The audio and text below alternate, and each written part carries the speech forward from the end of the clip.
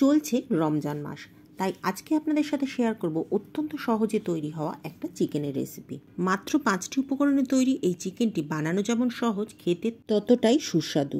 আজকের recipe Peshawari jersey chicken. তাহলে চলুন শুরু করা যাক রেসিপি। প্রথমে কড়াইতে দিয়ে দেব 1 কাপ তেল। এবার তেলের মধ্যে দিয়ে দেব 1 টেবিল চামচ নুন। এবারে তেলের মধ্যে চিকেনের টুকরোগুলোকে ভেজে নেব।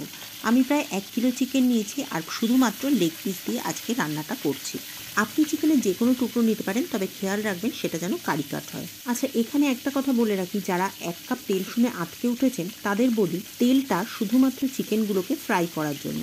চিকেনগুলো ফ্রাই হয়ে যাওয়ার পর তেলটা আমি কমিয়ে রাখবো। চিকেনটা যতক্ষণ ভাজা হচ্ছে ততক্ষণ বাকি কয়েকটা কাজ সেরে নিচ্ছি। নিয়েছি 5টা মিডিয়াম সাইজের টমেটো। টমেটোগুলোকে আমি আগে থেকে খুব ভালো করে ধুয়ে জল ঝরিয়ে রেখেছিলাম, যাতে কোনো রকম জল আর না থাকে। এবারে দেখুন, টমেটোর বোটাগুলোকে আগে ছাড়িয়ে নিচ্ছি। এবার টমেটোর মুখগুলোকে কেটে বাদ দিয়ে দেবো। টমেটোর পেছন দিকটা চৌকো করে চিড়ে দেবো। টমেটোগুলো টুকরো করার কোনো দরকার নেই, কারণ জার্সি চিকেনে টমেটোগুলো ঠিক এইভাবেই রান্না করা হয়।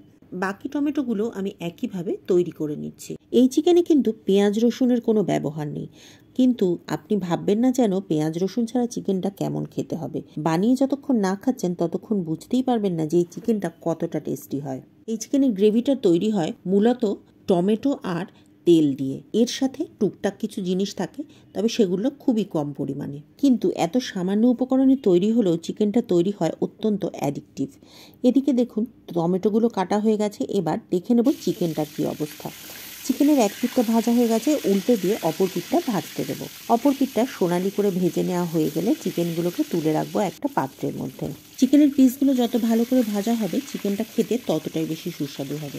চিকেনগুলো ভাজা হয়ে গেছে, তুলে রাখছি একটা পাত্রের মধ্যে। এবার বাকি চিকেনের টুকরোগুলোকেও আমি ভেজে নেব।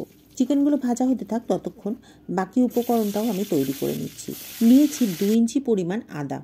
এবার আদাগুলোকে খোসা ছাড়িয়ে এগুলোকে সরু সরু টুকরো করে কেটে নিচ্ছি।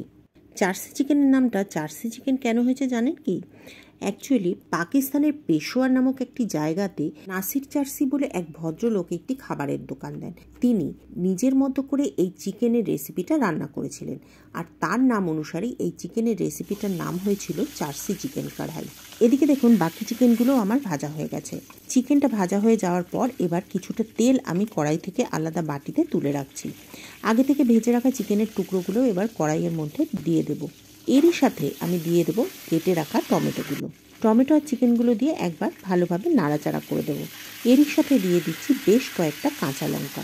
কাঁচা লঙ্কাগুলো আপনি কুচিয়ে দিতে পারেন, তবে আমি ঝালের পরিমাণটা অতটা রাখতে চাইছি না বলে কাঁচা লঙ্কাগুলো আজকে গোটা দিচ্ছি।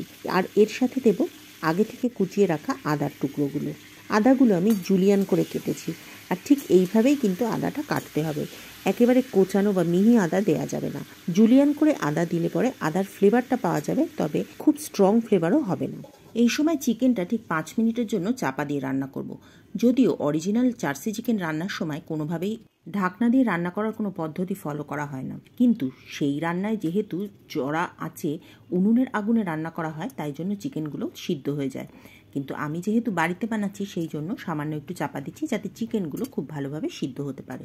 নিশ্চয়ই আপনারা খেয়াল করেছেন যে টমেটোর পরিমাণটা কিন্তু বেশ বেশি। যেহেতু এই রান্নায় পেঁয়াজ রসুনের কোনো ব্যবহার নেই অথবা অন্য কোনো মশলারও ব্যবহার নেই, সেই জন্য টমেটোর পরিমাণটা বেশ বেশি থাকে, কারণ এর গ্রেভিটা শুধুমাত্র টমেটো আর তেল দিয়েই মেনলি তৈরি হয়।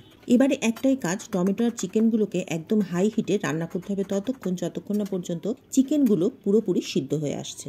এই জার্সি চিকেন রুটির সাথে খেতে অত্যন্ত ভালো লাগে। সার্ভ করতে পারেন পরোটা, লুচি, নান, এই ধরনের যে কোনো কিছুর সাথে, তবে আমার মনে হয় ভাতের সাথে এটা অতটা টেস্টি লাগে না। এদিকে দেখুন, টমেটোগুলো একদম গলে গেছে। এই সময় দিয়ে দেবো সামান্য একটু গোলমরিচের গুঁড়ো। আমি 1 চা চামচ মতো গোলমরিচের গুঁড়ো যোগ করেছি। এরই সাথে দিয়ে দেবো 1 চা চামচ মতো কাশ্মীরি লঙ্কার গুঁড়ো। কাশ্মীরি লঙ্কার গুঁড়োটা কিন্তু একদম অপশনাল।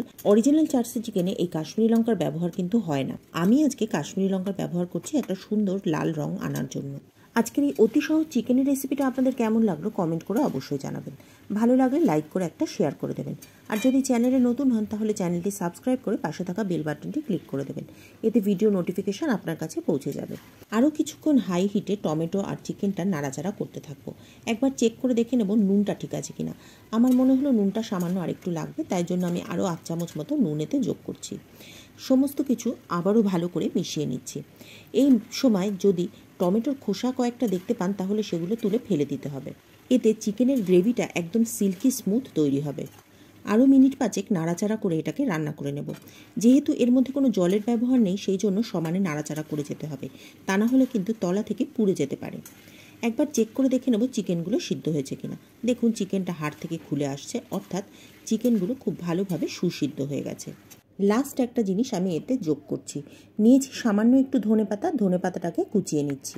ধনেপাতা যোগ করাটা একদম অপশনাল। চার্সি চিকেনে কিন্তু ধনেপাতার কোনো ব্যবহার নেই।